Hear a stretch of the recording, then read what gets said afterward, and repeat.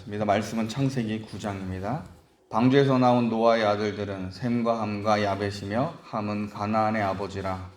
노아의 이 세 아들로부터 사람들이 온 땅에 퍼지니라. 노아가 농사를 시작하여 포도나무를 심었더니 포도주를 마시고 취하여 그 장막 안에서 벌거벗은지라. 가나안의 아버지 함이 그의 아버지의 하체를 보고 밖으로 나가서 그의 두 형제에게 알림해 셈과 야벳이 옷을 가져다가 자기들의 어깨에 메고 뒷걸음쳐 들어가서 그들의 아버지의 하체를 덮었으며 그들의 얼굴을 돌이키고 그들의 아버지의 하체를 보지 아니하였더라. 아멘. 아담과 하와로부터 시작된 타락은 가인을 거쳐서 점점 더 심화되었고 강화되어만 갔습니다.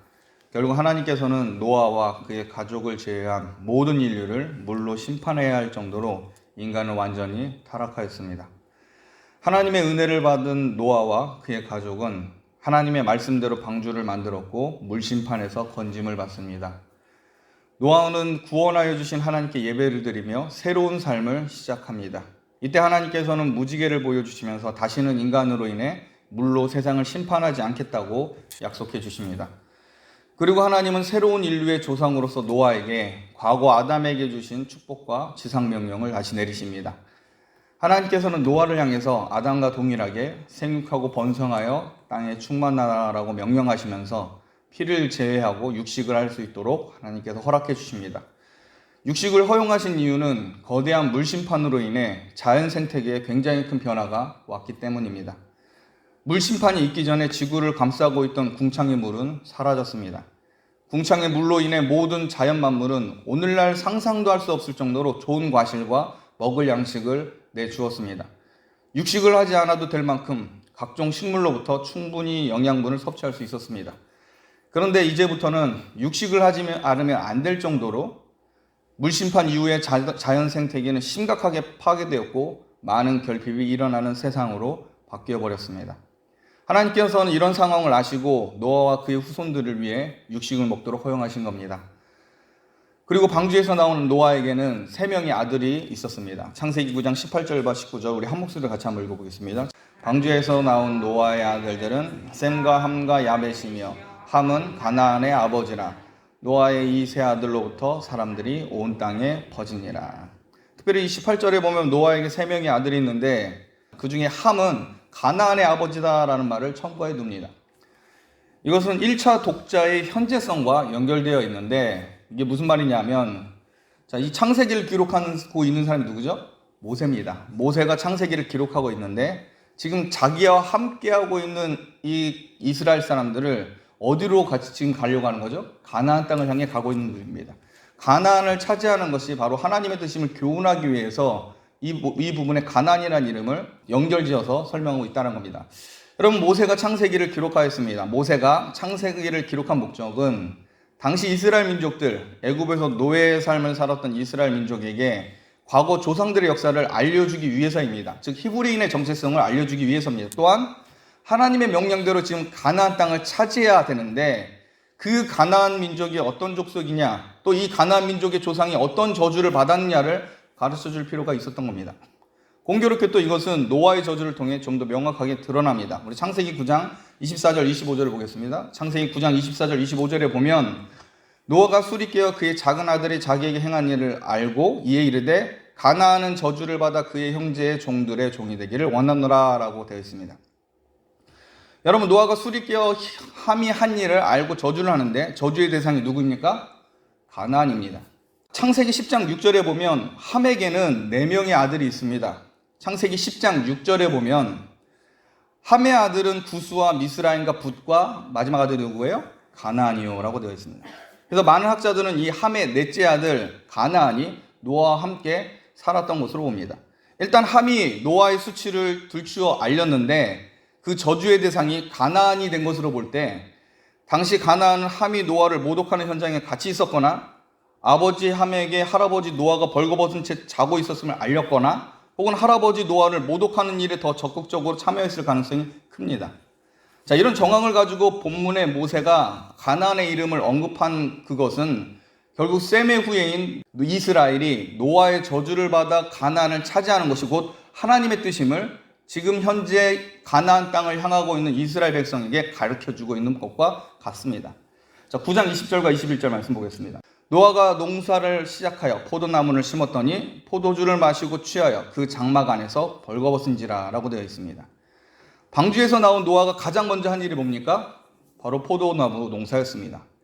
노아는 방주에서 나와 아라랏산 근처에 머물렀던 것으로 추정됩니다. 놀랍게도 현재 지금 아라랏산에 있는 이 아르메니아 지방에서 아주 오래전부터 굉장히 고대로부터 포도 농사로 유명하였다는 사실을 알게 됩니다. 그래서 실제로 아라랏산 서편 기슭에 보면 노아의 포도원이라고 알려진 유적지도 지금도 남아있다는 겁니다. 그러므로 노아의 사건은 여러분 역사적 사실입니다. 물심판으로 황폐하게 된 이 땅을 애써 개간하고 그 소산물로 노아는 포도주로 만들었습니다. 어느 날 노아는 포도주를 마시고 취하게 되었고 자기가 머물고 있는 장막 안에서 벌거벗고 자고 있었습니다. 일단 노아의 행동에 대해서 부정적으로 보는 시각이 있습니다. 포도주에 취해서 벌거벗고 자는 행동은 분명 의인으로서 불려진 노아의 이미지와는 맞지 않는다고 생각을 합니다. 그런데 당시 노아의 심리를 이해하면 본문을 보면 이 노아에게 부정적인 잣대로만 평가할 수 없음을 보게 됩니다. 그래서 최근에 이 부분에 대해서 여러 가지 해석들이 많이 나옵니다. 자, 여러분, 만약 여러분이 자기와 가족 외에 모든 사람이 죽은 세상에서 살고 있다면 어떤 기분이 들 수 있을까요? 잘 알고 지냈던 친구와 친척과 형제들이 다 죽었습니다. 자기가 익숙하게 누렸던 모든 것들이 사라져 버렸습니다. 병원, 학교, 이 모든 것들, 모든 문화들 누렸던 것들이 다 사라져 버렸습니다. 심리적으로는 구원받았다고 하는 안도감도 있지만 이 물심판으로 인해 노아의 방주에서 수많은 사람들의 비명소리를 들으면서 아마 굉장한 트라우마도 노아에게 상당했을 겁니다. 모든 인류가 죽었기에 아마 노아가 감당해야 될 부채의식도 굉장했을 겁니다. 우리는 노아가 우리와 똑같은 감정을 가진 사람이란 것을 기억하고 본문을 보면 노아가 살아가면서 받을 충격과 심리적 부담감이 대단했을 것을 알 수 있습니다. 게다가 노아에게 이전보다 황폐해진 세상을 살아갔던 이전 세대의 경험이 없습니다. 쉽게 말해 무슨 말이냐면 노아가 참고하고 의지할 만한 어른이 없었다는 겁니다. 지금 새로운 세계에 이제 자기가 최고의 어른입니다. 자기가 리더라는 거죠. 자녀들은, 가족들은 자기만 보고 있습니다. 그런 면에서 노아는 이 거친 땅을 개간하고 포도 열매를 얻었고 그것으로 포도주를 만들었습니다. 이때쯤 아마 노아는 포도 열매를 거두고 포도주를 만들면서 마음이 한결 편해졌을 가능성이 큽니다. 물심판 이전의 세계보다는 더 많은 수고를 해야 했지만 그래도 땅을 개간하고 그 소산을 먹게 된 것으로 노아는 안식을 얻었을 겁니다. 그리고 편한 마음으로 자기 장막에서 벌거벗은 채 있었습니다. 여러분 9장 21절을 보면 노아가 어디에 있었다 그래요? 그 장막 안에서라고 되어 있습니다. 히브리 성경으로 보면 베토크 호로로 이렇게 되어 있는데 이 문법상으로 보면 남성 3인칭 단수입니다. 무슨 얘기냐면 지금 이 텐트, 이 장막은 개인용 장막이라는 뜻입니다. 노아의 이 개인용 장막 안에서 포도주를 먹고 모든 씨름을 잊고 자기 개인용 장막에서 벌거벗은 채 안식하고 있었던 겁니다. 노아가 자기의 벌거벗은 모습을 공개하고 드러내고자 하는 의도가 전혀 없었다라는 말입니다. 개인의 사적 공간에서 노아는 자기 가족 외에 모든 사람이 죽어버린 세상 속에 홀로 고독하게 그러면서 안도감을 가지고 포도주를 먹고 취하에 누워 있었던 겁니다. 노아의 이름의 뜻이 여러분 공교롭게 해서 무슨 뜻입니까? 노아의 뜻이 이름의 뜻이 안식이라는 뜻입니다. 노아는 심판에서 구원을 받고 이제는 땅에서 농사에 얻은 결실을 먹고 완전한 안식을 누리고 있었습니다. 그것도 개인적 공간에서 완전한 안식을 누리고 있습니다.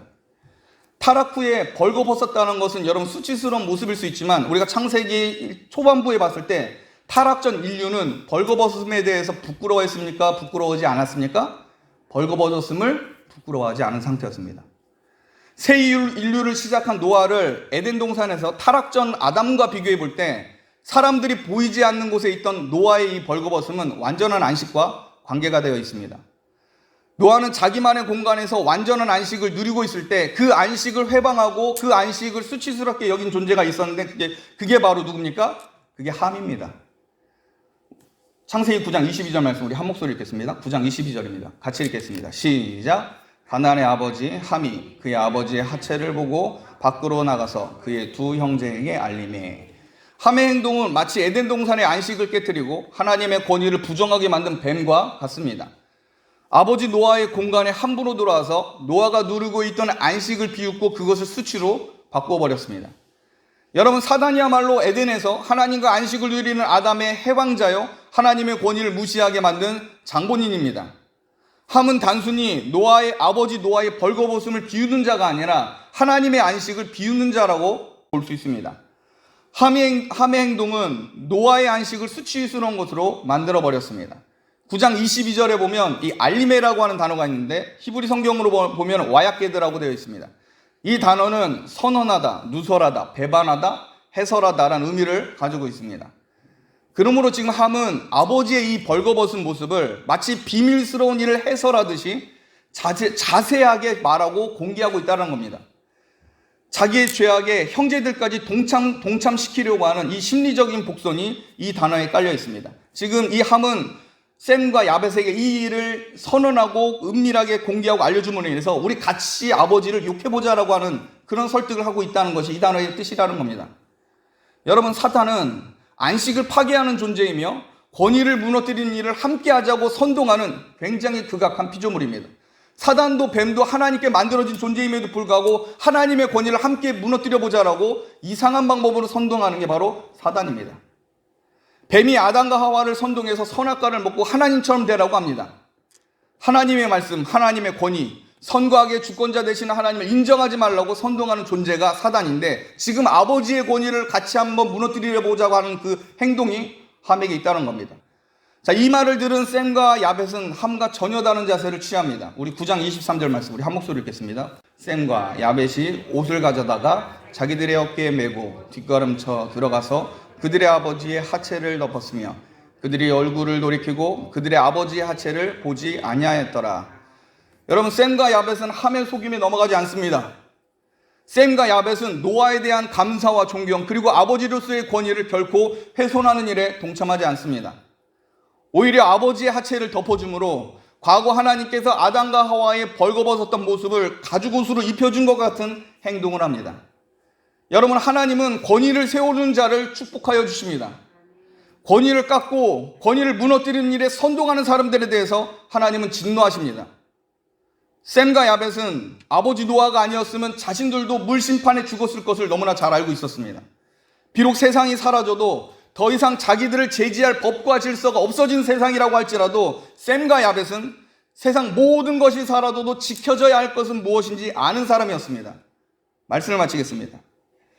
노아가 포도주를 먹고 취한 사건에 대해서 부끄러운 실수로 혹은 너그럽게 이해해 줄 수 있는 사건으로 해석할 수 있습니다.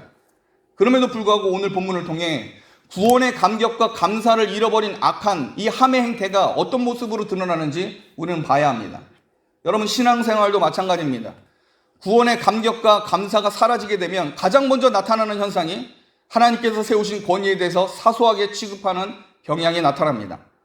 아버지의 공간에 함부로 들어가 아버지 노아의 벌거벗은 모습을 보고 자기를 물심판에서 건져준 아버지 노아를 업신여기는 이 함의 행동은 하나님의 진노로 이어지게 됩니다. 함의 이 악한 행동은 과거 에덴 동산에 침입하여 아담과 하와를 망친 뱀의 행동과 유사합니다.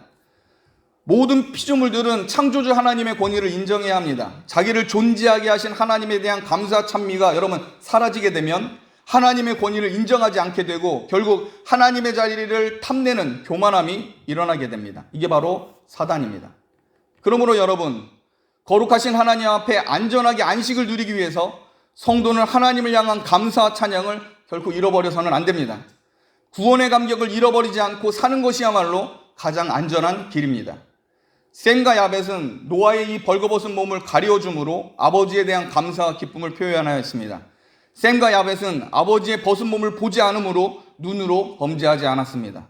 아버지에 대한 존경과 감사를 마음에 두기 위해 그 권위를 자기들의 마음 가운데 여전히 두기 위해서 자기 눈으로 아버지를 가볍게 여길 만한 그 어떤 것도 스스로 자제하여 보지 않게 하였습니다. 참된 성도는 다른 성도가 의도적으로 드러내지 않은 것들에 대해서 그것을 파헤치고 비난하고 판단하지 않습니다. 오히려 실수로 드러난 부분이라도 덮어주고 감싸주고 안아줍니다. 다른 성도의 약한 부분을 자기 만족과 유흥거리로 삼지 않습니다. 오히려 가까울수록 더 존중해주고 세워주어야 한다는 겁니다. 그럴 때 하나님은 그 성도를 축복해 주십니다. 그러므로 여러분도 주 안에서 서로 감싸주고 사랑하며 연약한 것을 보듬어주고 하나님께서 교회에 세우신 권위들을 인정하며 세워줌으로 큰 축복을 받는 성도가 되시길 주님의 이름으로 축복합니다. 기도하겠습니다.